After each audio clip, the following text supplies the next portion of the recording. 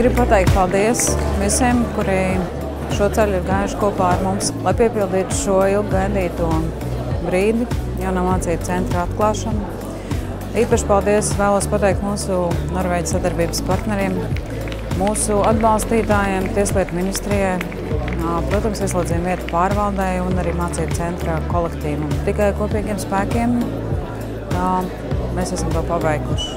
Un man ir patiesa prieks un gods būt šeit, kā jaunā mācību centra vadītāja un redzēt piepildāmies mūsu tik ilgi gaidīto sapni par jaunā mācību centra atklāšanu.